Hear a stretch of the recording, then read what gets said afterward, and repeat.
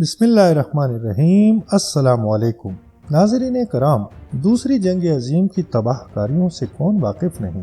آج بھی دنیا اس کی ہولناکیوں کو یاد کر کے کانپ اٹھتی ہے۔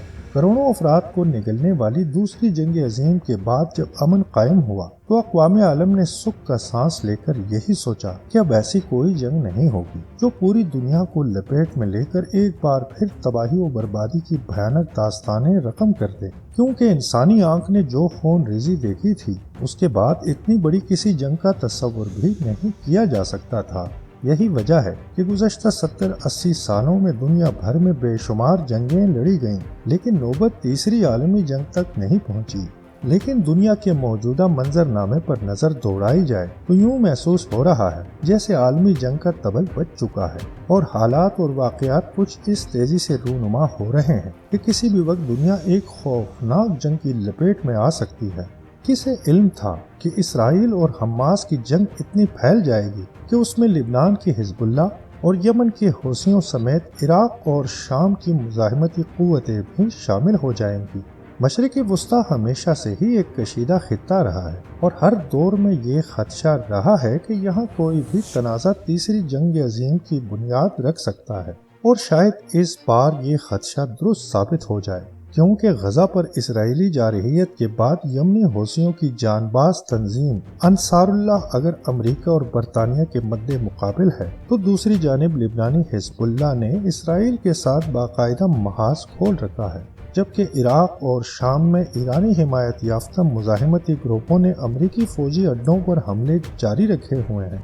یمن پر امریکی اور برطانوی حملے کے بعد تو صورتحال مزید خطرناک ہو چکی ہے۔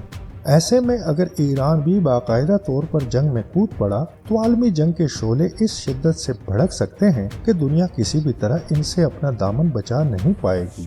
فرض کریں عالمگیر جنگ چھڑتی ہے تو کون کون سا ملک اس ہمہ ہمی میں اپنا لچ تلنے کی کوشش کرے گا؟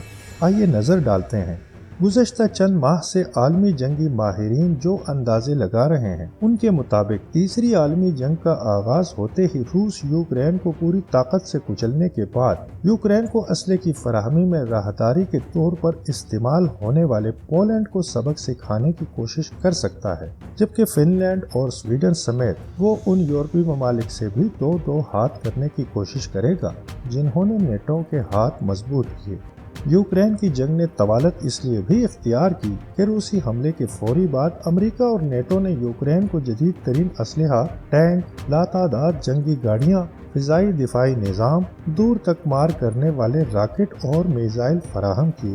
روس نے اس صورتحال کو سامنے رکھ کر انتقامی کارروائی کے طور پر نیٹو ممالک، یورپی یونین، برطانیہ اور امریکہ کے کچھ شہروں کو پہلے سے ہی ایٹمی میزائلوں کے نشانے پر رکھا ہوا ہے۔ صرف یہی نہیں بلکہ اپنے اتحادی ملک بیلاروس میں بھی ٹیکٹیکل جوہری ہتھیار اور فورسز تعینات کر دی ہیں، جبکہ شام میں بھی روس اپنے خطرناک جوہری ہتھیاروں کے ساتھ موجود ہے۔ عالمی جنگ کا شعلہ بھڑکتے ہی چین بھی پوری قوت سے تائیوان پر حملہ کرنے کی کوشش کرے گا۔ گزشتہ چند سالوں سے چینیوں کی جنگی تیاریاں اس نہج پر پہنچ چکی ہیں کہ اب وہ امریکی اسلحے سے لیس تائیوان پر فوج کشی کے لیے مکمل طور پر تیار ہیں۔ حال ہی میں ایک بار پھر تائیوان کو اٹوٹ قرار دیتے ہوئے اسے دوبارہ چین کا حصہ بنانے کے اعلان نے چینیوں کے عزائم واضح کر دیے ہیں۔ ادھر شمالی کوریا بھی اپنی خوفناک جنگی مشین کو بروئے کار لاتے ہوئے جنوبی کوریا کے خلاف میدان میں اتر سکتا ہے۔ اگر ایسا ہوا تو ساتھ ہی وہ جاپان کو بھی نشانہ بنانے کی کوشش کرے گا۔ شمالی کوریا کی جنگی طاقت اور میزائل پاور نے پہلے ہی دنیا میں کھلبلی مچا رکھی ہے۔ جنگ کے دوران اپنے جدید ہتھیاروں کے استعمال سے وہ ناقابل تصور تباہی پھیلانے کی صلاحیت رکھتا ہے۔ یقیناً جنگ عظیم کے موقع پر شام بھی فائدہ اٹھانے کی کوشش کرے گا اور اسرائیل سے جولان کی پہاڑیاں واپس لینے کے لیے اس پر زوردار حملہ کرے گا جو اسرائیل نے 1967 کی جنگ میں قبضہ کر لی تھی۔ اس کا جواب اسرائیل کی جانب سے کچھ اس طرح آئے گا کہ وہ جنگ کو مختلف اسلامی ملکوں تک پھیلانے کی کوشش کرے گا۔ عالمی ماہرین کے مطابق بر صغیر میں صورتحال کچھ اس طرح ہوگی کہ بھارت آزاد کشمیر اور گلگت بلتستان پر ایک بڑا حملہ کرے گا۔ اسی بہانے وہ چینی سرحد سے ملحقہ اپنے علاقے بھی واپس لینے کے لیے سر دھڑ کی بازی لگائے گا۔ یعنی ہر ملک نے اپنی طاقت کے مطابق اہداف مقرر کر رکھے ہیں، لیکن عالمی جنگ کے ہنگاموں میں سب سے زیادہ محاذوں پر امریکہ برسر پیکار ہوگا، کیونکہ وہ شمالی کوریا، چین، روس، یمن اور ایران کے ساتھ ساتھ بہت سے ایسے ممالک کے ساتھ بھی نبرد آزما ہوگا جو اسرائیل کے ساتھ خطم خطا ہوں گے۔ جنوبی کوریا، تائیوان، اسرائیل اور دنیا بھر میں اپنے فوجی اڈوں، بحری بیڑوں اور افواج کی حفاظت کے لیے اسے اپنے اتحادیوں برطانیہ اور نیٹو کے ساتھ مل کر درجنوں نئے محاذ کھولنے پڑیں گے۔ اب سوال یہ اٹھتا ہے کہ کیا عالمی جنگ خشکی، فضا اور سمندروں میں روایتی ہتھیاروں سے لڑی جائے گی؟ اب تو بہت سی طاقتوں کے پاس ایسے ہتھیار موجود ہیں جو پوری دنیا کو کئی بار تباہ کرنے کی صلاحیت رکھتے ہیں۔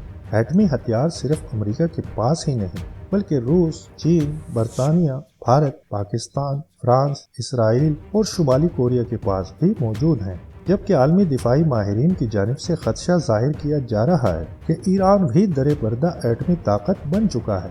جن ملکوں کے پاس جوہری ہتھیار موجود ہیں وہ انہیں مزید تباہ کن اور مہلک بنانے پر کام کر رہے ہیں۔ یہ بات طے ہے کہ عالمی جنگ کی آگ سے مشرق وسطیٰ سے لے کر افریقہ، آسٹریلیا سے لے کر یورپ اور ایشیا سے لے کر امریکہ تک کوئی بھی محفوظ نہیں رہے گا، خصوصاً عرب ممالک تو بالکل ہی تباہ ہو جائیں گے۔ یہاں پر سوال پاکستان کا ہے، وہ کہاں کھڑا ہوگا؟ ویسے یہ بات بہت اہم ہے کہ پاکستان کے جوہری ہتھیاروں پر سب کی ہی نظر ہے۔ تیسری عالمی جنگ جوہری جنگ میں تبدیل ہوئی تو پاکستان کا کردار خاصا اہم ہوگا۔ وہ بھارت کے ساتھ کسی بڑے پھڈے میں نہ بھی الجھا تو روس، چین اور شمالی کوریا کا جنگی اتحاد اسے اس بڑی جنگ کا حصہ بنانے پر مجبور کر دے گا۔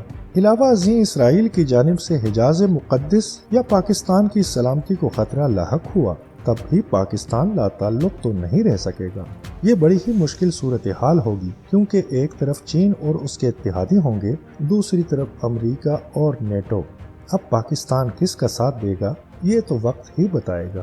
بہرحال دعا ہی کرنی چاہیے کہ مشرق وسطیٰ میں جنگ کے شعلے تیسری عالمی جنگ کو دعوت نہ دیں، ورنہ دنیا میں کچھ بھی باقی نہیں رہے گا، کیونکہ اب دنیا میں ایسے خوفناک ہتھیار وجود میں آ چکے ہیں جن کا پہلی دو عالمی جنگوں میں کسی نے سوچا تک نہیں تھا۔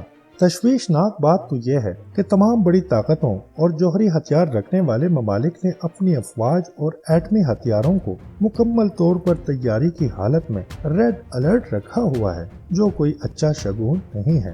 اس موقع پر ہوش سے کام نہ لیا گیا تو دنیا میں وہ خوفناک تباہی پھیلے گی جس کا تصور بھی روح کو لرزا دیتا ہے۔ لیکن ہوش مندی کا مظاہرہ کون کرے؟ دنیا کی واحد سپر پاور خود تیسری عالمی جنگ کے شعلوں کو ہوا دے رہی ہے۔